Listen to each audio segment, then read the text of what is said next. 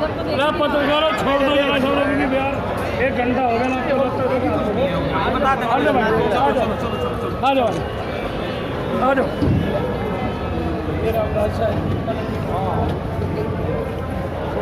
भारतीय किसान यूनियन जिंदाबाद, भारतीय किसान यूनियन जिंदाबाद।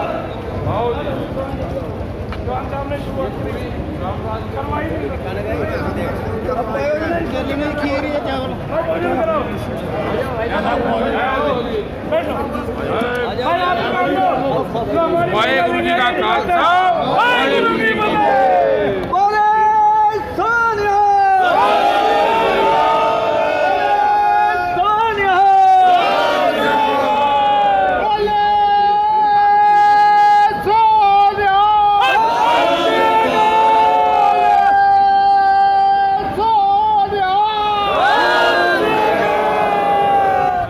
वार्तालाप तो की है, लेकिन कहीं पर भी ऐसा नज़र नहीं आ रहा है कि वो कानून को वापस ले। क्या रणनीति हमारी यही है कि जब तक के ये लोग इस नियम के ऊपर गंभीरता से वार्ता नहीं करते हैं, किसान नेताओं के साथ बैठ करके इस समस्या का समाधान नहीं करते हैं, किसान इसी तरीके से सड़कों पर डटे रहेंगे और आर पार की लड़ाई लड़ेंगे। क्योंकि मोदी की जो सरकार है, ये खुद तो मेरे ख्याल से परिवार तो इनका है नहीं, और किसान या फिर आम आदमी जो मजदूर है उनके परिवारों के बारे में ये सोच नहीं रहे हैं। किस तरीके से उनका शोषण कर रहे हैं ये आप सब लोग देख रहे हैं। ये नहीं है कि इनका शोषण नहीं हो रहा है, किसानों का शोषण नहीं हो रहा, उनका उत्पीड़न नहीं किया जा रहा है। एक छलावा दिखा देते हैं किसानों को कि आपकी जो है पूरे किसान जो ऋण लिया गया है पूरी तरीके से माफ़ कर देंगे। शुरू में इन्होंने यही वादे किए थे और यही वादे किसान, हमारे जो किसान भाई हैं, भोले भाले किसान हैं सब, उनको बहका दिया कि आपके पूरे ऋण माफ़ कर दिया जाएगा। बाद में क्या हुआ? सीमांत और लघु इस तरीके से किसानों को लूटा गया। आप एक बार बताइए, एक 3 तलाक कानून बनाया था, कितने दिन उसके ऊपर वार्ता की गई थी? कितने दिन बैठ करके उसके ऊपर बहुत वार्ता की इन लोगों ने। ये इतना बड़ा नियम वो किसान हित में लेकर के आ रहे हैं और किसी किसान नेता से वार्ता करना ठीक नहीं समझ रहे हैं। बताइए आप इसमें चाल है या नहीं है? अगर नहीं है और ये वाकई में किसान का भला चाहते हैं तो सिर्फ एक नियम लागू कर दें, वार्ता करें और एक नियम लागू कर दें कि जो फसल किसान उगा रहे हैं उसका दाम वो खुद तय करें। आज चुगनी नहीं 8 गुनी हो जाएगी अगर ये वाकई में किसानी तेजी है तो, और नहीं है तो फिर इसी तरीके से आर पार की लड़ाई लड़ते रहें। आपने कहा कि मोदी जी का परिवार नहीं है इसलिए वो किसान परिवार के बारे में नहीं सोच रहे, जबकि ऐसा कहा जाता है कि मोदी जी का खुद का परिवार नहीं है, उन्होंने कभी अपने लिए कुछ किया ही नहीं। वो देश के लिए कर रहे हैं, वो जनता के लिए कर रहे हैं, किसानों के लिए कर रहे हैं। तो सोचते क्यों नहीं है? उनकी इतनी जनता, उनके परिवार, आपके कहे अनुसार उनके बच्चे हैं, हम सड़कों पे उतरे हुए हैं, 2 किसानों की मौत हो चुकी है, क्यों नहीं आके देखते उनको? क्यों उनसे वार्ता करना ठीक नहीं समझते? वोट के समय अपने प्रतिनिधि उतार देते हैं मैदान में किसानों से वार्ता करने के लिए, किसानों के घर घर जाते हैं, गलियों में जाते हैं, उनसे बात करते हैं कि आप मोदी जी को वोट दो, भाजपा को वोट दो, और किसान उनकी बातों में आकर के देता है। आज वो उनके ऊपर परेशानी है, उनको किसी बात से अगर परेशानी है तो वार्ता करें ना करके। तो वो समझा रहे हैं ना, वो कह रहे हैं कि आप लोग बहकावे में आ रहे हैं। किसके बहकावे? कांग्रेस पर आरोप लग रहा है कि राजनीति करने का आरोप लग रहा है कि आपने कांग्रेस तो कई सारे ऐसे नेता हैं जो चमकना चाहते हैं। नहीं, उन नेताओं का नाम बताओ ना। और कांग्रेस की रही बात, तो कांग्रेस तो खुद चाहती थी इस नियम को लाना और उनका भी विरोध हमने किया था। आपको ध्यान होगा कि पहले इस नियम को कांग्रेस भी चाहती थी लाना, लेकिन उनका विरोध किया। वो शायद इतने प्रतिनिधि मतलब उनके नहीं थे, वो दबाव में आ गए और उन्होंने कानून नहीं बनाया।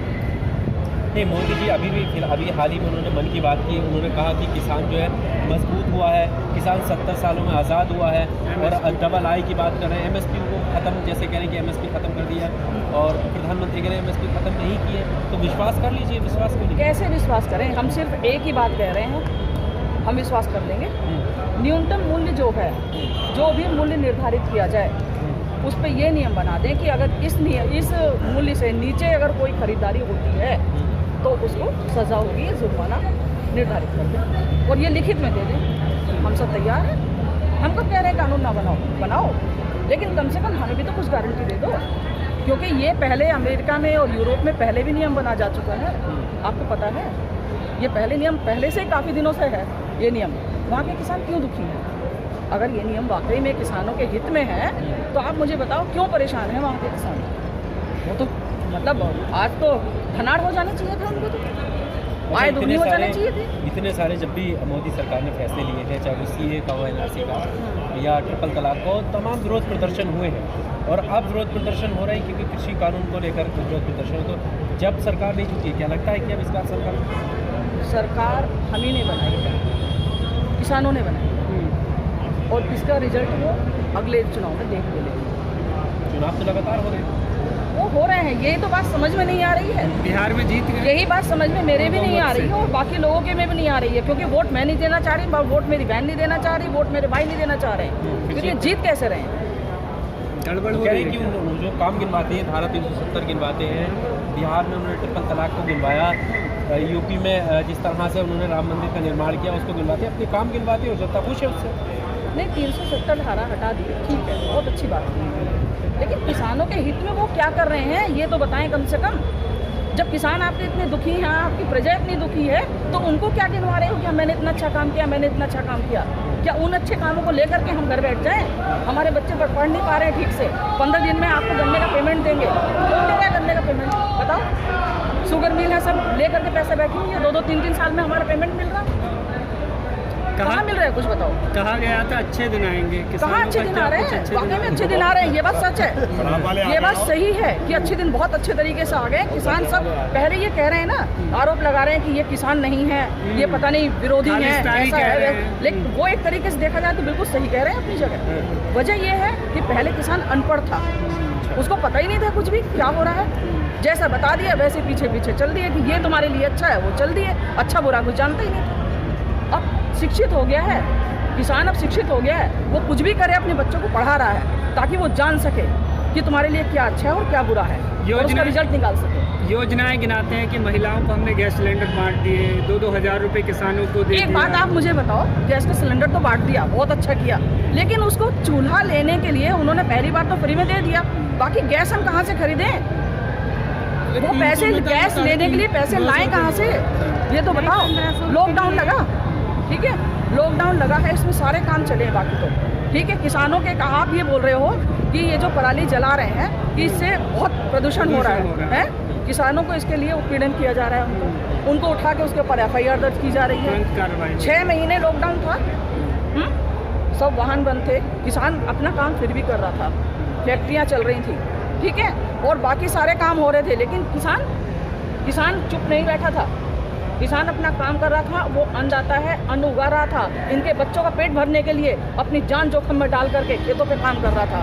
उस वक्त प्रदूषण नहीं था, उस वक्त तो यूँ कह रहे थे दिल्ली में बैठे बैठे कि हिमालय की चोटी दिखाई दे रही है, इतनी साफ गंगा हो गई है। फैक्ट्रियाँ बंद थी ना, इनकी फैक्ट्रियाँ बंद थी, इसलिए गंगा साफ थी, यमुना साफ थी। अब वो फैक्ट्रियाँ दोबारा चालू की, किसान तो अब भी नहीं जा रहा गंगा पे। कहाँ जा रहा है गंगा पे बताओ? कौन नहाने के लिए जा रहा हो? तो अपने खेतों में लगा हुआ। कहा गया था सबका साथ सबका विकास, इतने भारी पैमाने पर किसान आज सड़कों पर सबका साथ सबका विकास हो रहा है, लेकिन जो धनाढ़ हैं, उद्योगपति हैं ना, उनको साथ लेके हमारे प्रधानमंत्री चल रहे हैं। बाकी पीछे जो प्रजा है ना, वो क्या कर रही है, मर रही है, जी रही है, आत्महत्या कर रही है, उनकी तरफ उनका कोई ध्यान नहीं है। तो क्या ये कानून भी उद्योगपतियों को मजबूत करने के लिए बिल्कुल है, बिल्कुल है।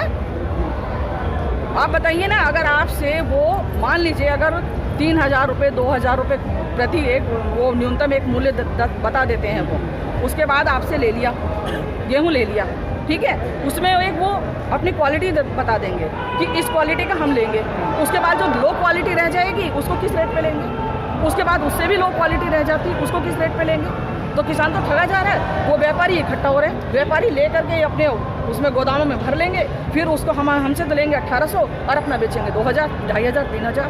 तो ये तो उन्हीं लोगों को मालमाल करना है ना, किसानों को कहाँ मालमाल कर रही है। 3 तारीख को फिर कहा है वार्ता करने के लिए, क्या लगता है सरकार बैकफुट पर जाएगी?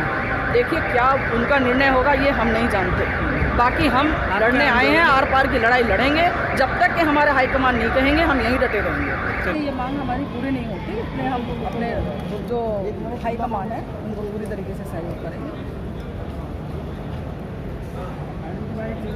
आपका क्या नाम है? नीलम क्या? अच्छा, आप भी समर्थन में जी, तो आप कहाँ से? हापुड़ से।